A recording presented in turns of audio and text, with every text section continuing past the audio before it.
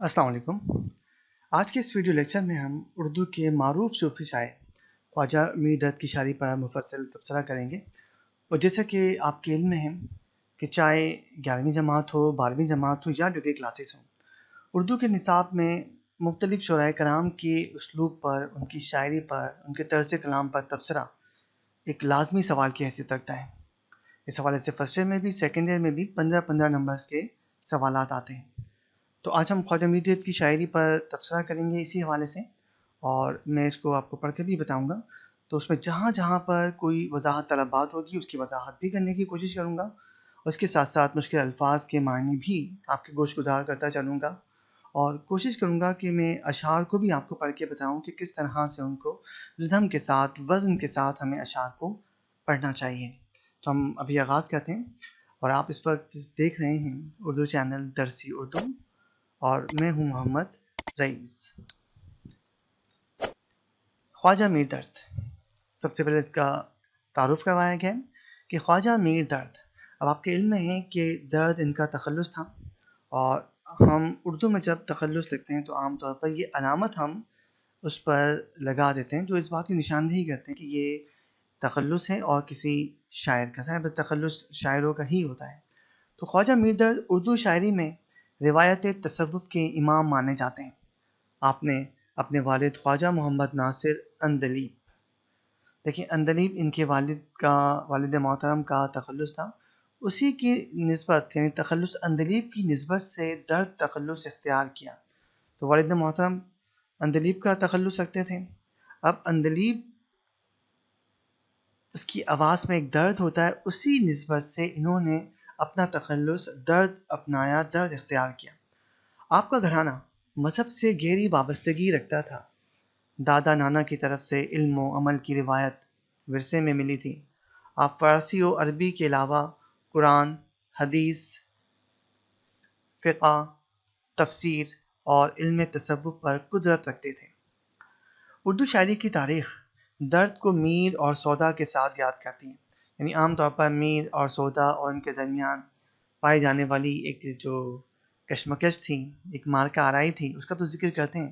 लेकिन याद रखिए कि इसी दौर में दर्द की हैसियत और दर्द के मकाम और मर्तबे को किसी तौर पर भी नज़रअंदाज नहीं किया जा सकता। जहाँ मीर और सौदा अपने कलाम की सकामत के लिहाज से भी पहचाने जाते हैं, वहाँ दर्द अपने फ़कत 1500 अशार पर मुश्तमिल दीवान उर्दू के साथ इंतहाई बुलंद मकाम पर फाइज नज़र आते हैं। देखिए मीर और सौदा, हम एक हद तक कह सकते हैं कि इनका कलाम जो था यानी बसियार गोई की तरफ माइल थे, बहुत ज़्यादा इनका कलाम है। अब बहुत सारे कलाम में से फिर अच्छे कलाम का इंतखाब या अच्छे कलाम का निकल आना ज़ाहिर बात है कि वो एक हद तक होता है, बिल्कुल होता है और ऐसा है भी। लेकिन इस हवाले से दर्द की शख्सियत बिल्कुल मुनफरिद नज़र आती।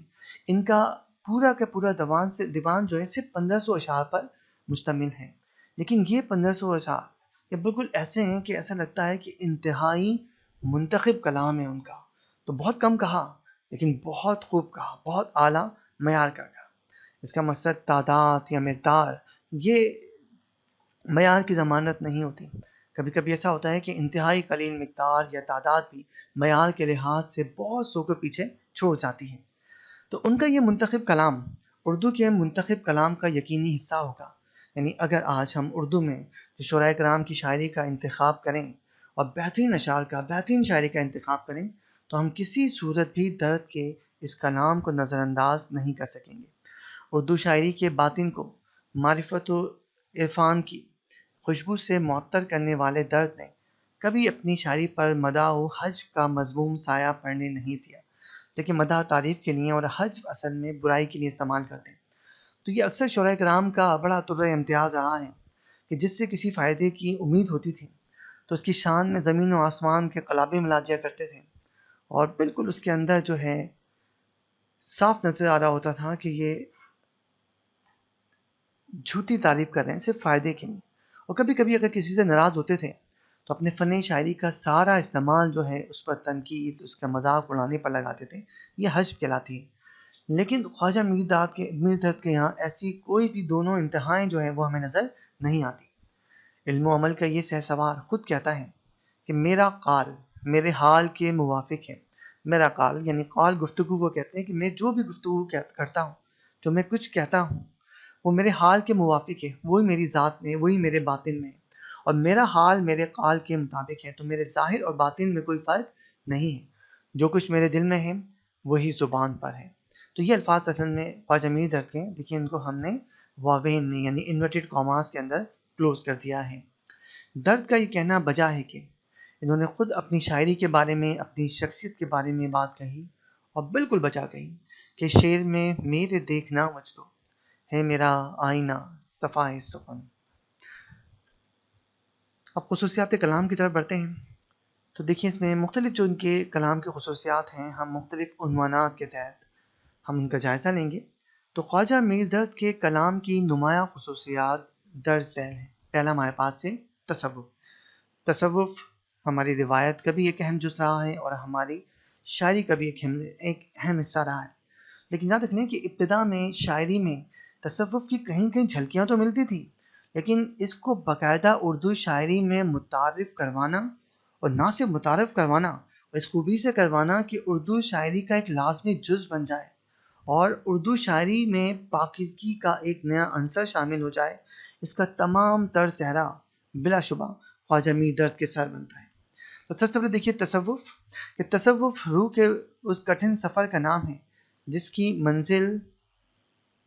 منزل کا اعتدال، توازن، حلم، تحمل و بردباری جیسی صفات کے حصول کے بغیر تصور بھی نہیں کیا جا سکتا۔ تو تصوف کیا ہے؟ تو ایک طریقے سے راستہ ہے خدا کو حقیقت میں، ایمان تو ہم سب کا ہوتا ہے، لیکن خدا کو حقیقت میں اپنی شرک سے قریب محسوس کرنا، اس پر توکل کرنا، اپنے مستقبل کا، اپنے حال کا ہر معاملہ اس کی ذات سے وابستہ کرنا، سب شکر کو اپنا لینا، یہ سب کا امتزاج، اس سب کا سمجھ لیجئے کہ ایک کمبینیشن جو ہے وہ ہمارے پاس تصوف کہلاتا ہے۔ ان بے مثل خصوصیات سے تو رب کائنات نے درد کو پہلے ہی نواز رکھا تھا۔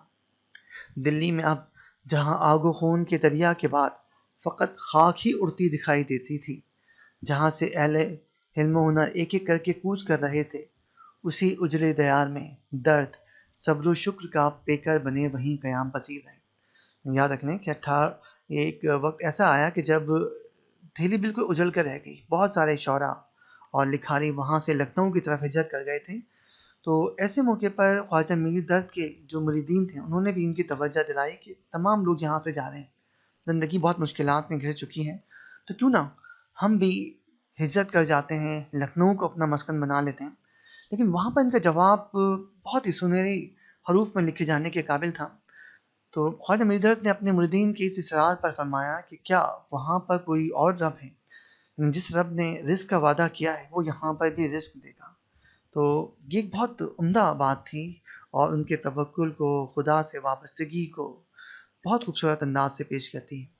تو اپنے رب سے یہی پختہ وابستگی، غیر متزلزل یقین اور گہرا رشتہ ابدیت ان کے تصوف پر مبنی اشعار کے رگ و پے میں موجود ہے، جو تہذیب نفس کر کے ایک انسان کو اپنے رب سے جوڑتا ہے اور اسے اعلیٰ اخلاقی اقدار کا نمونہ بنا دیتا ہے۔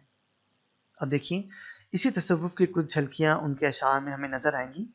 آگے بھی آپ دیکھیں گے کہ ہم نے مختلف جو ہمارے پاس عنوانات ہیں، جو ہم نے ان کے کلام کا جائزہ لیتے وقت قائم کیے ہیں، ان میں اشعار کافی زیادہ تعداد میں دیے ہیں، لیکن آپ کوشش کیجئے کہ امتحان میں کم از کم 2 یا پھر 3 اشعار آپ لکھ سکیں تو یہ بہت بہتر ہوگا۔ جہاں 6 اشعار بھی دیے ہوں گے وہاں اتنے اشعار لکھنے کی ضرورت نہیں ہے۔ ان میں سے دیکھیے کہ آپ کو خود کون سے اشعار بہت اچھے لگتے ہیں، آپ کو کیا لگتا ہے کہ جس عنوان کے تحت آپ یہ اشعار موجود ہیں ان میں سے بہتر اس کی نمائندگی کون سے اشعار کرتے ہیں، تو آپ خود بھی انتخاب کر سکتے ہیں۔ تو کم از کم 2 اور زیادہ سے زیادہ 3 اشعار لکھنا یہ کافی ہوگا۔ تو ارض و سما کہاں تیری وسعت کو پا سکے، میرا ہی دل ہے وہ کہ جہاں تو سما سکے۔ دوسرا شعر ملاحظہ کیجئے کہ جگ میں آ کر ادھر ادھر دیکھا، تو ہی آیا نظر جدھر دیکھا۔ تیسرا شعر کہ اے درد مثل آئینہ ڈھونڈ اس کو آپ میں، بیرون درد تو اپنی قدم گاہ ہی نہیں۔ اب دیکھیں یہاں پر مزید کہتے ہیں کہ یقیناً درد کا کہا لفظ و لفظ درست ثابت ہوا۔ دیکھیے کہ اس دور میں خواجہ میر درد جب تصوف کے مضامین کو اپنی شاعری میں بیان کر رہے تھے وہاں ایسی کوئی روایت نہیں تھی، لیکن آپ کو کس قدر یقین تھا کہ جس کام کی آپ ابتدا کر رہے ہیں، کہ اردو زبان کو، اردو شاعری کو جس تصوف کے موضوع سے آپ متعارف کروا رہے ہیں، وہ آگے چل کر یہ روایت کس قدر پختہ ہوگی۔ یہ ان کی ایک پیشن گوئی بھی تھی جو آ کر لفظ و لفظ، حرف و حرف جو ہے وہ صحیح ثابت ہوئی۔ دیکھیں آپ نے اپنے شعر میں فرمایا کہ پھولے گا اس زمین میں بھی گلزار معرفت، یا میں اس زمین شعر میں یہ تخم بو گیا۔ دیکھیے یا جو ہے جسے ہم یہاں استعمال کرتے ہیں، تو یاد رکھیے گا کہ ضرورت شعری کے تحت اگر وزن کا معاملہ ہو تو ایسی صورت میں شاعر کو اجازت ہوتی ہے کہ وہ کسی لفظ کو مختصر کر سکتا ہے۔ تو دیکھیے یا کو اصل میں یہاں کی جگہ یا باندھا گیا ہے، تو یہ شاعروں کو اس بات کی اجازت ہوتی ہے۔ تو پھولے گا اس زمین میں بھی گلزار معرفت، یا میں اس زمین میں شعر میں یہ تخم بو گیا۔ اس کو دیکھیں دوسرے ہمارے پاس جو عنوان ہے ان کی شاعری کا جائزہ لیتے وقت، وہ ہے احترام انسانیت۔ کہتے ہیں کہ درد کی شاعری میں احترام انسانیت کا آفاقی درس قدم قدم پر دکھائی دیتا ہے۔ رنگ، نسل، زبان، مذہب اور عقیدے کے فطری فرق کے باوجود ہر انسان محبت اور احترام کے قابل ہے، اور دل آزاری یعنی کسی کی دل شکنی کرنا، کسی کے دل کو دکھانا، دل آزاری گناہ عظیم ہے۔ یاد رکھ لیں کہ کوئی شخص اللہ کو مانتا ہو یا نہ مانتا ہو، بہرحال وہ اس کا بندہ ہے، اس کی عزت ہونی چاہیے، اس کا احترام ہونا چاہیے، اس کے لیے دل میں محبت کا جذبہ ہونا چاہیے۔ ہم سب کا رب تو ایک ہی ہے۔ احترام انسانیت کا یہ عالمگیر سبق ایک مثالی معاشرے کے قیام میں ریل کی ہڈی کی حیثیت رکھتا ہے۔ اب دیکھیے اس حوالے سے ان کے کچھ اشعار ملاحظہ کیجیے کہ یا رب درست گو نہ رہوں عہد پر تیرے، بندے سے پر نہ ہو کوئی بندہ شکست دل۔ کہ میرے رب کہ کبھی میں تجھ سے کیے وعدے سے اگر کہیں میری شخصیت میں انحراف آ جائے، میرے عمل میں کوئی کمی رہ جائیں، تو یا اللہ تو عظیم ہے، تو معاف کرنے والا ہے، لیکن میرے رب مجھے یہ توفیق عطا کرتے رہنا کہ تیرا کوئی بندہ اس کو میری ذات سے کوئی تکلیف نہ پہنچے، میں کسی کے لیے دل آزاری کا سبب نہ بنوں۔ دوسرا شعر دیکھیے کہ کر زندگی اس طور سے اے درد جہاں میں، اس خاطر پہ کسو شخص کے تو بار نہ ہوئے۔ بار وزن کو کہتے ہیں کہ زندگی ایسے گزار کہ کسی کی ذات پر تو بوجھ نہ بنے، آسانیاں پیدا کر، کسی کے لیے مشکل پیدا نہ کر۔ اور تیسرا یہ تو ضرب المثل شعر ہے کہ درد دل کے واسطے پیدا کیا انسان کو، ورنہ طاعت کے لیے کچھ کم نہ تھے کرو بیاں۔ کہ اگر صرف عبادت ہی مقصود ہوتا تو عبادت تو فرشتے بہت بہتر کرتے ہیں کہ وہ تو سجدوں سے برس ہا برس تک سر ہی نہیں اٹھاتے۔ تو اصل یہ ہے کہ عبادت کا ایک بہت بڑا عنصر یہ ہے کہ ہم دنیا میں اس لیے بھی موجود ہیں، اور اللہ تعالیٰ ہم سے چاہتے ہیں کہ ہم اس کے بندوں سے محبت کریں، ان کے کام آئیں، ان کے دکھ سکھ بانٹیں، اور یہی خیال انہوں نے اپنے اس شعر میں بیان کیا ہے۔ تیسرا دیکھیے عظمت انسانیت۔ عظمت انسانیت کے گن یوں تو غالب اور اقبال کے یہاں بڑی شد و مت کے ساتھ گائے گئے ہیں، لیکن اردو شاعری میں اس حقیقت کی نقاب کشائی کی ابتدا بھی درد کے ہاتھوں ہوتی نظر آتی ہے۔ یعنی انسانیت کے جو آفاقی مضامین ہیں وہ بھی ہمیں ایسا ہی لگتا ہے ان کی شاعری پڑھ کر کہ اس کی ابتدا، اس کا آغاز بھی خواجہ میر درد کے ہاتھوں ہی ہوتا ہے۔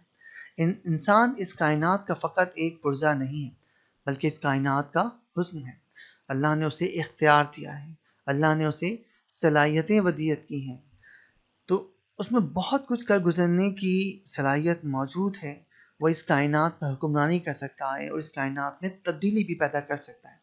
اور پھر کہتے ہیں کہ اور سیل حیات میں، جو زندگی کی روانی ہے، جو زندگی کا یہ بہاؤ ہے، یہ جو زندگی کا قافلہ ہے، تو سیل حیات میں ہلچل بھی اسی کے دم سے ہے۔ تو ایک لمحے کے لیے سوچیے کہ اگر کائنات سے انسان کا وجود فرض کیجیے ایک لمحے کے لیے کہ نہ ہو، تو یہ چاند، ستارے، یہ کوثر، یہ صحرا، یہ سب کے سب کیا ہو جاتے ہیں؟ بے معنی ہو جاتے ہیں۔ تو اس کائنات کا حسن جو ہے وہ انسان کے وجود ہی سے وابستہ ہے۔ تو تصویر کائنات کے عظیم فریضے کا صحرا بھی حضرت انسان ہی کے سر باندھا جائے گا۔ ذرا یہ اشعار دیکھیے کہ جلوہ تو ہر ایک طرح کا ہر شان میں دیکھا، جلوہ تو ہر ایک طرح کا ہر شان میں دیکھا، جو کچھ کے سنا تجھ میں سو انسان میں دیکھا، باوجود ہے کہ پر و بال نہ تھے آدم کے وہاں، پہنچا کہ فرشتوں کا بھی مقدور نہ تھا، کہ اگر کسی بھی انسان کے پر نہیں ہوتے، لیکن وہ اس مقام پر فائز ہوا جہاں پر فرشتوں کا بھی اختیار نہیں چلتا، جو فرشتوں کے نصیب میں بھی موجود نہیں تھا۔ تیسرا شعر دیکھیے کہ باغ جہاں کے گل ہیں یا خار ہیں تو ہم ہیں، گر یار ہیں تو ہم ہیں، اغیار ہیں تو ہم ہیں۔ سادگی و پرکاری، دیکھیے اصل کمال کسی چیز کو مشکل انداز سے بیان کرنا نہیں ہوتا، اصل کمال یہ ہے، چاہے وہ شعر ہی کیوں نہ ہو، کہ آپ مشکل سے مشکل بات کو بھی سادہ الفاظ میں، عام فہم انداز میں آپ اپنے پڑھنے والوں تک، اپنے سننے والوں تک پہنچا دیں۔ تو اصل کمال یہ ہے، چیزوں کو مشکل بنانا نہیں، چیزوں کو سادہ بنانا۔ اور یہ خوبی ہمیں درد کے یہاں بہت نمایاں نظر آتی ہے۔ کہتے ہیں کہ درد کی شاعری درد کی شخصیت کا پرتو ہے، یعنی درد کی شاعری میں ہمیں درد کی شخصیت کا عکس نظر آتا ہے۔ جیسی سادہ شخصیت آپ کی تھی، ویسی ہی سادہ شاعری آپ کی ہے۔ اسی لیے سادگی ان کی شاعری میں رچی بسی نظر آتی ہے۔ بڑی سے بڑی بات دو مصروں میں میر کی طرح بیان کرتے ہیں، اور غزل کا تو حسن یہی ہوتا ہے کہ بڑے سے بڑا مضمون، مشکل سے مشکل مضمون، اس کو سادہ الفاظ میں اور دو مصروں میں ہم بند کرتے ہیں۔ بالکل دریا کو کوزے میں بند کرنے والی مثال جو ہے وہ اصل میں غزل کے اشعار میں بالکل صادق آتی ہے۔ اور پھر کہتے ہیں کہ مشکل سے مشکل گتھی بھی اپنے آپ ہی سلجھنے لگتی ہے، اور یہ کمال ہمیں درد کی شاعری میں قدم قدم پر دکھائی دیتا ہے۔ فارسی، عربی الفاظ و تراکیب خاصی تعداد میں ہیں۔ اب ظاہر بات ہے کہ اردو کا وجود ہی جو ہے، اس کے وجود میں جو خون دوڑ رہا ہے، یاد رکھ لیں کہ وہ اس میں فارسی بھی شامل ہے، اس میں عربی بھی شامل ہے، اور ہماری پاک و ہند کی بے شمار زبانیں جو ہیں وہ اس میں شامل ہیں۔ تو انہوں نے عربی الفاظ و تراکیب استعمال کی، فارسی بھی کی، لیکن ان کا استعمال بھی اس کمال فن سے کیا گیا ہے کہ وہ شعر کے اثر میں اضافہ ہی کرتی ہیں، اور کہیں الجھن کا احساس دامنگیر نہیں ہوتا۔ اب دیکھیے کچھ اشعار ملاحظہ کیجیے اسی سادگی کے۔ قصہ زلف یار کیا کہیے، ہے دراز اور عمر ہے کوتا، دشمنی میں سنا نہ ہوے گا جو ہمیں دوستی نے دکھلایا، کہ دشمنی میں بھی وہ کچھ نہیں ہوتا جو بعض اوقات دوستی میں دوست کے ہاتھوں ہمیں برداشت کرنا پڑتا ہے۔ وائے وائے ناکامی کے وقت مرگ یہ ثابت ہوا، خواب تھا جو کچھ کے دیکھا، جو سنا افسانہ تھا۔ تر دامنی پہ شیخ ہماری نہ جائیو، دامن نچوڑ دیں تو فرشتے وضو کریں۔ ساقیہ ہاں لگ رہا ہے چل چلاؤ، جب تلک بس چل سکے ساغر چلے۔ عشق مجازی، اب دیکھیں عشق حقیقی اور عشق مجازی۔ عشق حقیقی جسے ہم عام الفاظ میں کہتے ہیں کہ جس میں خدا سے محبت کا درس دیا جائے، اور عشق مجازی ہم کسی انسان سے محبت کے حوالے سے استعمال کرتے ہیں، لیکن بعض اوقات ان میں تقسیم کرنا، یعنی لفظوں میں یا اشعار میں جب ہم سمجھتے ہیں تو ہمیں دونوں پہلو ہی نظر آتے ہیں۔ اب یہ آپ کے میرے سمجھنے پر ہے کہ ہم اس کو کس طرف لے کر جاتے ہیں، یا شاعر کس طرح بعض دفعہ اس کے مجازی کے پردے میں اس کے حقیقی کی طرف جو ہے وہ رہنمائی کر رہا ہوتا ہے۔ دونوں باتیں میں کبھی کبھی ساتھ بھی نظر آتی ہیں۔ تو کہتے ہیں کہ درد محض زاہد خشک نہیں تھے، یعنی ایک ایسی شخصیت نہیں تھے کہ جنہیں رومانوی شاعری سے یا رومانویت سے جو ہے کسی بھی قسم کے سے دوری تھی، ایسا نہیں۔ تو اردو شاعری کی عشق مجازی کی دیرینہ روایت کے حسین رنگ بھی ان کی شاعری کے پیکر میں ستاروں کی طرح جھلملاتے ہیں۔ یہ تسلیم کے درد کے عشق مجازی میں میر جیسی وارفتگی تو نظر نہیں آتی، لیکن اس ضمن میں یہ بات بھی پیش نظر رہے، یعنی اس حوالے سے یہ بات بھی پیش نظر رہے کہ درد کو اپنے مرتبے اور منصب کا بھی بے حد احساس تھا۔ یاد رکھیے کہ خواجہ میر درد نقش بندی سلسلے کے ایک بزرگ تھے، اور بیت کا سلسلہ ایک مرشد تھے، بہت سارے مریدین تھے۔ تو ان کے ہاں رومانوی شاعری کا بالکل عکس نظر آتا ہے، جیسا کہ ابھی آپ ملاحظہ کریں گے، لیکن اس میں ہمیں ایک وقار نظر آتا ہے، اور وہ وقار اس لیے کہ آپ کا جو منصب تھا وہ اس بات کی اجازت نہیں دیتا کہ کہیں پر بھی کسی صورت میں بھی شاعری میں وقار کا دامن آپ کے ہاتھوں سے چھوٹ جائے۔ تو یہ کہیں پر بھی ہمیں کسی بھی قسم کی ذرا سے بھی گراوٹ ہمیں ان کے کلام میں نظر نہیں آتی۔ تو یہ احساس انہیں اپنے اظہار محبت میں محتاط بلکہ انتہائی محتاط بنا دیتا تھا۔ پھر بھی ایک جیتے جاگتے محبوب کی الفت کی لگن اور منزل عشق کے حصول میں گزرنے والی کیفیات کا بیان حد درجے متاثر کن ہے۔ ان لبوں نے نہ کی مسیحائی، ان لبوں نے نہ کی مسیحائی، ہم نے سو طرح سے مر دیکھا، جی کی جی میں رہی بات نہ ہونے پائی، ایک بھی اس سے ملاقات نہ ہونے پائی، تو چوکتا ابس ہے کسی بات کے لیے، میں آ گیا ہوں صرف ملاقات کے لیے، دل بھی تیرے ہی ڈھنگ سیکھا ہے، آن میں کچھ ہے آن میں کچھ ہے، یک بیک نام لے اٹھا میرا، اس میں بےساختگی دیکھیے شعر میں کتنی ہے کہ یک بیک نام لے اٹھا میرا، جی میں کیا اس کے آ گیا ہوگا، قاصد یہ تیرا کام نہیں اپنی راہ لے، اس کا پیام دل کے سوا کون لا سکے۔ دیکھیے اس میں تمام میں ہمیں عشق کی کیفیات نظر آتی ہیں، لیکن ایک وقار، ایک ٹھہراؤ ہمیں اس میں نظر آتا ہے، اور کہیں بھی پہ بھی ابتذال کا، گراوٹ کا ہمیں شائبہ بھی نہیں ہوتا۔ موسیقیت خواجہ میرداد، یاد کہ بنیادی طور پر شاعری تو وابستگی، اس کی وابستگی ہے ہی موسیقی سے بڑی گہری ہے، اسی لیے شاعری کو موسیقی کے ساتھ گایا جا سکتا ہے، نثر کو نہیں گایا جا سکتا۔ تو جب تک اس کا وزن، یہ سب چیزیں اسی وقت آتی ہیں جب شاعر کو موسیقی کے بھی کچھ رموز سے آگاہی حاصل ہو۔